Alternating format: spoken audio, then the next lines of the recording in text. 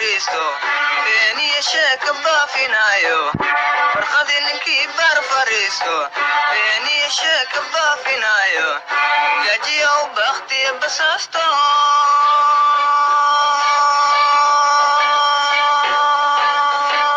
dantiisu ka badiyo bulaanye gajiya u bakhtiya basaasto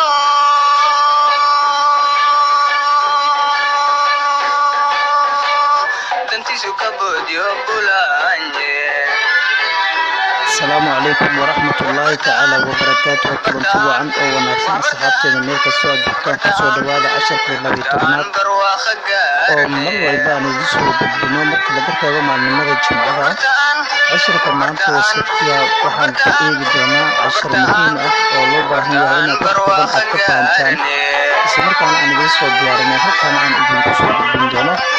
cashirkan aad u muhiimsan yahay wuxuuna ka mid yahay casharadii tixnaha ahaa ee aan idin soo gudbin jirnay maalin waliba. Cashirkan waxa uu xambaarsan yahay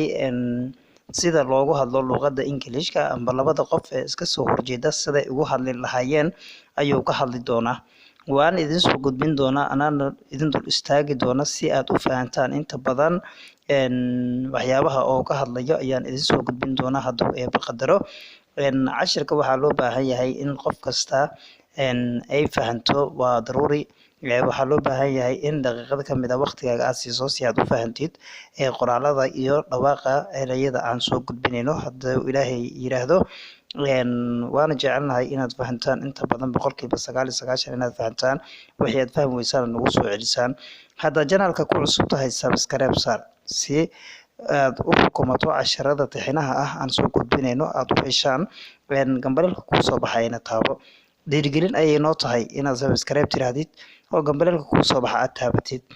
anigana waxaa naga go'an inaan idin soo gudbino casharo muhiim ah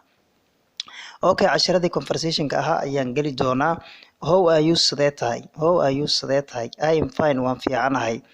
where did you came from xageed ka timid where did you came from xageed ka timid I came from waxaan ka imid Soomaaliya wadanka Soomaaliya ayaan ka imid do you know ma garanaysaa something wax about ku saabsan Somali economy dhaqaalaha Soomaaliya yes I know waan garanayaa something wax about ku saabsan Somali economy dhaqaalaha Soomaaliya what is the main resources muxuu yahay kheyraadka ugu horeeya ee Soomaaliya ay leedahay aan ku celiyo casharka how are you sidee tahay I am fine waan fiicanahay where did you came from xageed ka timid I came from waxaan ka imid Soomaaliya I came from Soomaaliya ka waa dhihi kartaa I came from Soomaaliya ayaan ka imid do you know ma garanaysaa something wax about ku saabsan Somali economy dhaqaalaha Soomaaliya yes I know waan garanayaa something wax about ku saabsan Somali economy dhaqaalaha Soomaaliya